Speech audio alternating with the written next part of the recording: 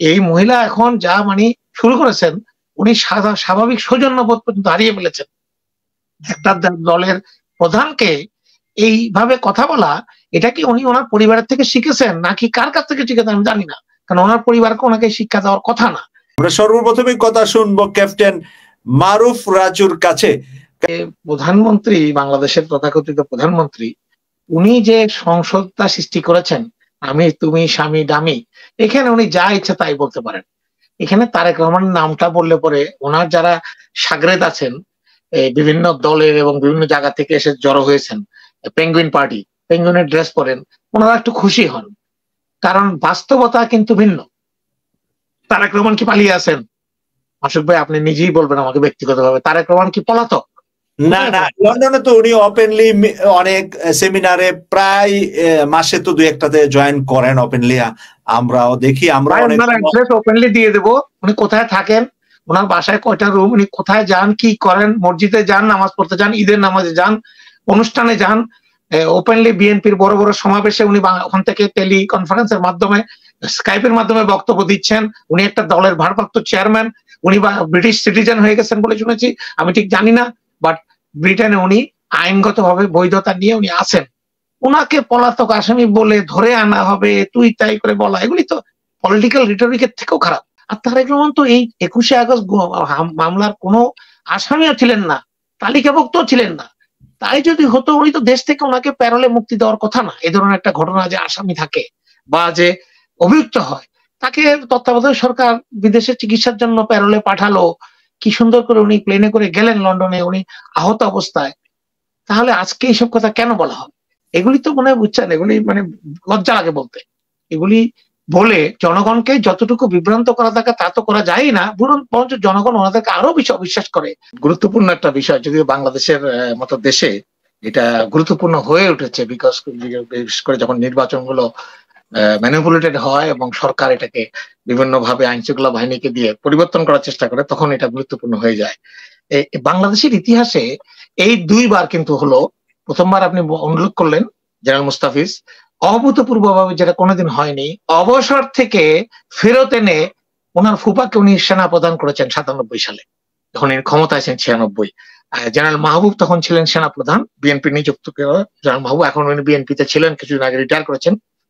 ওনাকে ওনার মেয়াদ শেষ হওয়ার অর্ধেক মেয়াদের মধ্যে ওনাকে বাড়ি পাঠিয়ে দিয়ে উনি ওনার ফুপাকে সেনা প্রদান করেন, যেটা অভূতপূর্ব এবং আনপ্রেসিডেন্টেড এবং অত্যন্ত আইন বহির্ভূত ভাবে উনি করেছিলেন।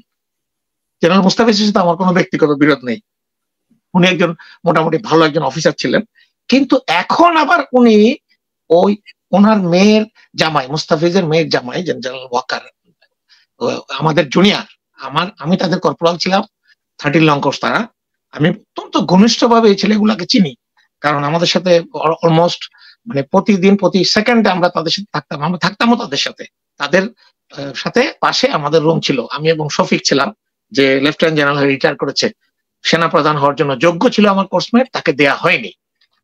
তখন থেকে কিন্তু ওয়াকারের নাম আমরা শুনেছি, শফিউদ্দিন হওয়ার আগেই কিন্তু ওয়াকারের নাম আমরা শুনেছি। কেন ওয়াকারকে তখন দিতে পারেনি? কারণ ওয়াকার 2019 সালে তার শেষের দিকে তার হার্টের প্রবলেম দেখা দেয় এবং তার ওপেন হার্ট সার্জারি হয়।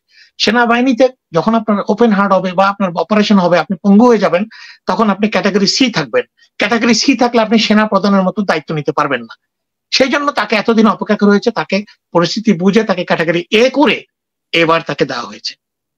এর আগে আর কয়েকজন যোগ্য অফিসার, 14 লং কোর্সের জেনারেল সাইফ, 13 লং কোর্সের মতিউর, তাদেরকেও কিন্তু দেওয়া হয়নি। উনি অপেক্ষা করছিলেন ওনার যে কাজিনের ফুফাতো বোনের হাজবেন্ডকেই উনি সেনা প্রদান করবেন।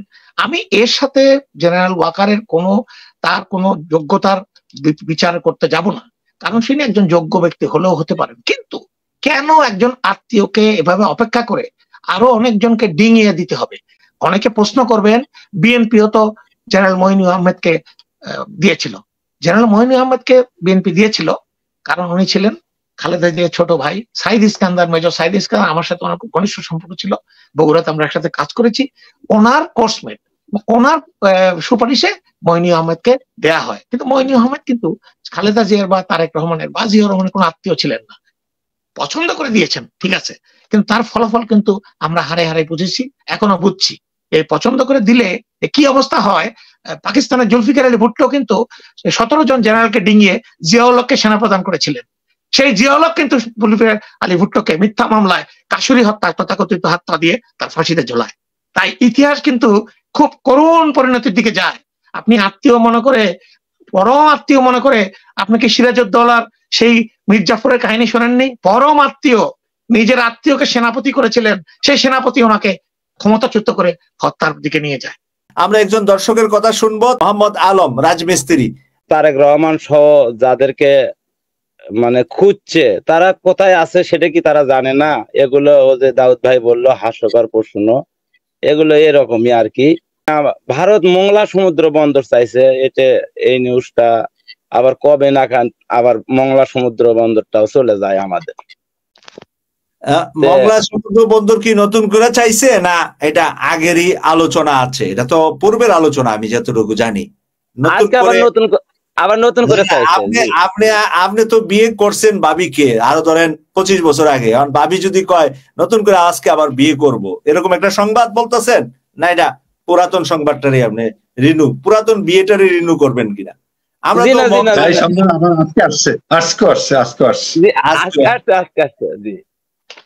জি জি, এরকম আশঙ্কাটা কি দিয়ে ফেলবেন শেষ? আর আশঙ্কা কি আছে? দেন নাই কি আছে নাকি আপনার হাতে কোন? না সেটাই তো, এখন তো সবকিছু তো ওরকমই হয়ে গেছে যে ডক্টর ইউনূসকেও হয়রানি করানো হচ্ছে, তাই সেই সাথে বিএনপি আপনার হলো যে ব্যারিস্টার সুমন মানে খুব ঝুঁকির মধ্যে আছে। যে ব্যারিস্টার সুমন আছে আপনি বুঝলেন কিভাবে?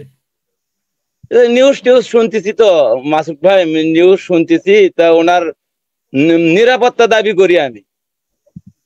আচ্ছা আচ্ছা, হ্যাঁ ধন্যবাদ। খুব প্রাণবন্ত আলোচনা, মানে প্রত্যেকটা পয়েন্ট ইম্পর্টেন্ট। দর্শক যারা বলছেন তাদের তো এগুলা হৃদয় নিংড়ানো কথা। আমি এই প্রসঙ্গে সে একটা পয়েন্ট মিস হয়ে গেছে। শেখ হাসিনার সরকার, শেখ হাসিনা ব্যক্তিগতভাবে তারা যে পরিবারতন্ত্র বা তাদের যে স্বজন প্রীতি যে কতটুকু থাকতে পারে তার একটা উদাহরণ আমি দিয়ে যাই। বাংলাদেশের যে প্রতিরক্ষা মন্ত্রণালয় আছে সেটার মন্ত্রী কিন্তু থাকেন সিটিং প্রাইম মিনিস্টার, বা যদি প্রেসিডেন্টের বিশাল পদ্ধতি থাকে প্রেসিডেন্ট। সেই প্রতিরক্ষা মন্ত্রণালয়ে কিন্তু একজন সচিব থাকেন, উনি এটাকে চালান। সেই সচিব কিন্তু সচরাচর যে থাকেন উনি হন সিভিলিয়ান। আমি যখন অবসরে যাই আমার কিন্তু 2 বার করে ইন্টারভিউ হয়েছে কিন্তু এই সচিবের সাথে। উনি পর্যন্ত আমাকে অনুরোধ করেছেন আপনি কেন যাবেন, আপনাকে অন্য কোনো কিছু থাকলে আপনি যে না চাকরি থেকে এভাবে আপনার অবসর নিয়েন না, এত ইয়াং বয়সে আপনি ভালো করতে পারবেন। তাই তখন আমি দেখেছি, আমি সচিবালয় যে ওনার সাথে আমি দেখা করেছি, সিভিলিয়ান একজন মানুষ, ভদ্রলোকের নাম মনে পড়ছে না। আজকে 15 বছর ধরে কেন শেখ হাসিনার বোনের দেবর রিটায়ার্ড জেনারেল তারেক সিদ্দিকী কেন আজকে 15 বছর ধরে প্রতিরক্ষা উপদেষ্টা? কেন? বাংলাদেশে কি আর কোনো লোক নাই, কোনো জেনারেল নাই, কোনো স্পেশালিস্ট নাই যে থাকতে পারবে? কেন তাদের পরিবারের থেকে থাকতে হবে? সেনাবাহিনীকে কন্ট্রোলে রাখা, প্রতিরক্ষা বাহিনীকে কন্ট্রোলে রাখার জন্য তারপর সেনা প্রধান নিযুক্ত করেন প্রধানমন্ত্রী।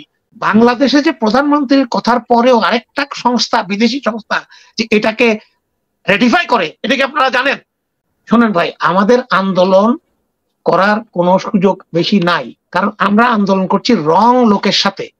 আমাদের পরীক্ষিত বন্ধু জামাত ইসলামের সাথে আমাদেরকে আবার আন্দোলন করতে হবে, মুক্ত থাকতেন। মানে জামাতের সাথে বিএনপির ফাইট দিতে হবে এটা বলতেছেন নাকি? না না না না, একসাথে আন্দোলন, একসাথে হয়ে আবার জোট, আবার দুই ভাই, দুই মায়ের পেটের ভাই বিভেদ হয়ে গেছে, বিভেদ করা হয়েছে। এটার মধ্যে যারা বলে জামাত ইসলামে আসলে আমি আসবো না, মান্না টান্নার আর কি রপ টপ দরকার নেই ওদেরকে, আমাকে ওরা তো যে কোনো টাইম, ওরা আওয়ামী লীগের লোক ভাই, ওরা শেখ মুজিবের সৈনিক, আবার যে কোনো টাইম আবার স্লোগান দিয়ে দিবে জয় বাংলা। এরা আমাদের লোক না। এই কারণে জিয়াউর রহমান যখন দল করেছিলেন কোন বামপন্থীকে জাসদের কোনো লক্ষ্যই নেননি। আমি নিঃসংকোচিত কথা বলি, আমার কথা কেউ যদি মনে কষ্ট পান মাফ করে দিয়েন। দেশের জনগণকে আমরা সম্মান করি, আমরা চাই আপনাকে যে আপনি তো নির্ভয়ে আপনার দল নিয়ে আলোচনা করেন। এটা সমালোচনা নয়, আলোচনা করা, কারণ সত্য বলার নাম সমালোচনা না।